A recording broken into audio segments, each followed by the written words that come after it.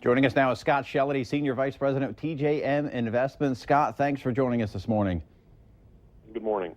Hey, the crop reports are out. It looks like everything is looking pretty much status quo, a pretty decent crop this year. How are the markets responding? Well, I think, obviously they reacted to a few things yesterday. Try to turn a pig's ear into a purse here, but we saw both corn and wheat get hit pretty hard. Beans kind of held in there this morning. We've got a little bit of a bounce back. Corn up 1 to 2, beans 4-ish, and wheat 3 to 4. We had some export news come out of Russia with some taxes. That sent us lower. And then also, that dollar is still going to be, I keep harping on this, but it's going to be a big deal this year, and it continues to do so as we continue to hear some of the pundits talk about a rate hike coming this September or maybe even December. So as long as that's on the cards, that dollar is still strong. It's a little weaker today, but it's still very high comparatively speaking to where it's been over the last 5 years.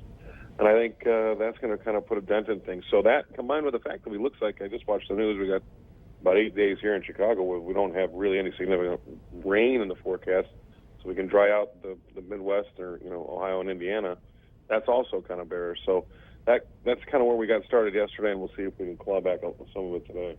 Now, you just mentioned weather there as we head through the rest of July on into August. Is heat going to be more of a detriment if we see a lot of heat, or is it rain that's going to be more of a detriment? This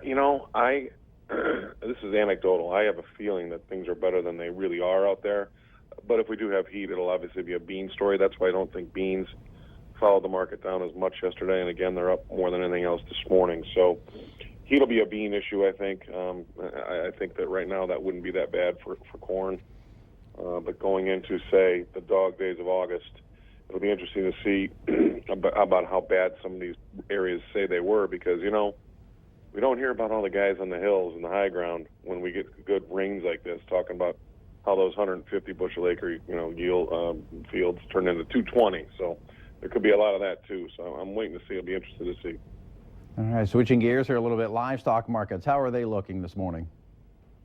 Well, there's plenty of pork out there, but we have bounced off our lows. So it looks as though we're starting to build a base. Feeder cattle, I think, look technically stronger than live cattle, but they're both going to be expensive for a while here still. So I would say, generally speaking, I'm a little bit more friendly feeder than anything else. It's good to see the hog market bounce off its lows, although there's still a lot of hog supply out there, number one, and number two, with these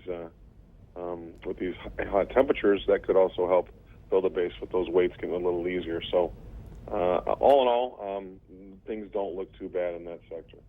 Oil is down once again. The U.S. has reached that arms deal with Iran. What, if any, effect will either of those have on the biofuels market? Well, we're all kind of getting painted with one brush here, but I think it's not actually wrong to have that happen. I think undeniably we're going through a deflationary cycle here, and that's really the bigger picture.